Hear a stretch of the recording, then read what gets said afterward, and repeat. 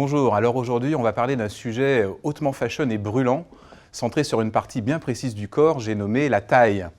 Alors la taille ceinturée, corsetée, la taille nouée, la taille soulignée, dramatisée, on va voir que c'est une longue histoire d'amour avec la mode.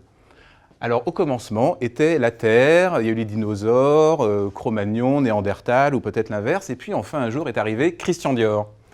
Merci Darwin. Au tournant des années 40 et 50, la bombe New Look est lâchée. Alors, ça veut dire que la taille étroite, la taille soulignée est remise à l'honneur. Et on va voir que par la suite, la maison va régulièrement réinterpréter les codes du New Look, comme ici par John Galliano en 2010. C'est d'ailleurs l'une de ses dernières créations pour la griffe Dior. Est-ce que vous connaissez Claire McCardell ? Claire McCardell, c'est une figure centrale du sportswear américain des années 50. McCardell suivait les lignes du New Look venu de Paris, mais elle les déformalisait, les simplifiait, les rendait plus confortables, adaptées en fait à cette nouvelle consommatrice américaine de l'après-guerre. Comme on peut le voir sur cette petite robe Bloomer, elle soulignait ses créations par une large ceinture amovible et non pas par une gaine. C'était le début de la liberté. On fait un grand saut jusque dans les années 70, puisque les années 60 ont plutôt boudé la taille, la faute aux robes trapèzes de Cardin, Courrèges, etc.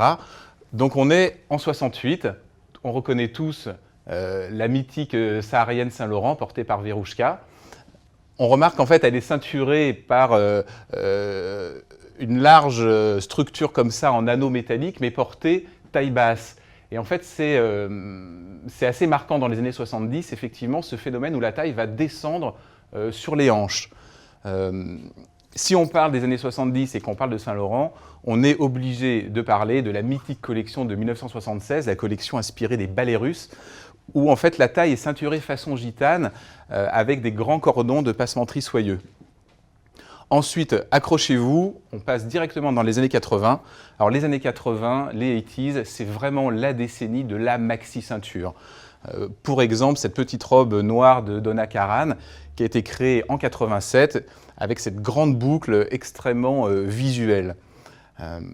Alors cette créature échevelée, vous la reconnaissez, c'est l'incroyable Vivienne Westwood. Vivienne Westwood s'est toujours inspirée pour son travail de l'imaginaire du costume britannique, avec souvent un regard historique.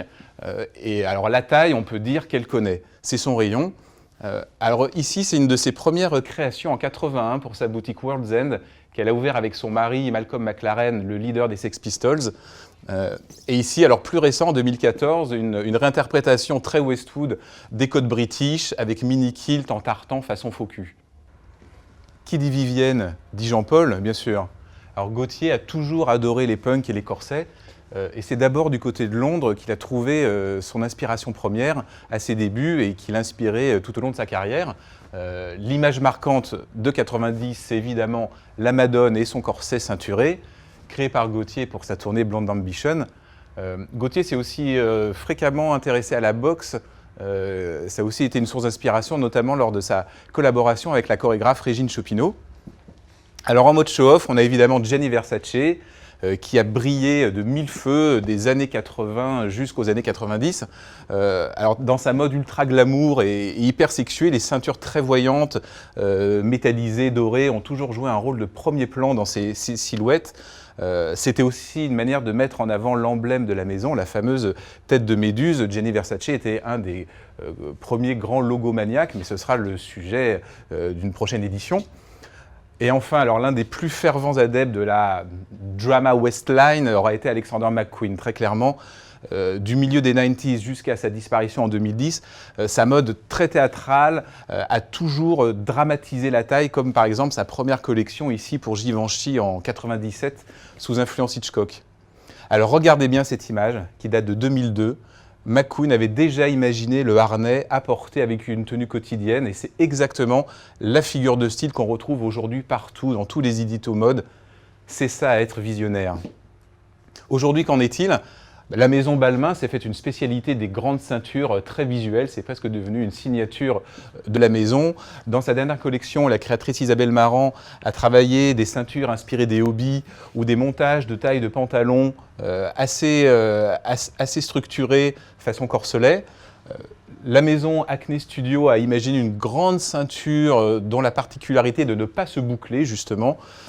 Alexander Wang a travaillé toute une histoire autour du shorting masculin détourné, retaillé, etc., en féminisant la silhouette par cette histoire de lassage autour de la taille.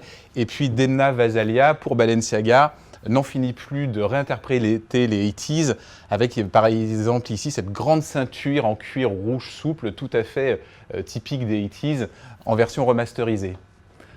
Donc voilà, la taille, l'obsession de la taille. Maintenant les filles, c'est à vous.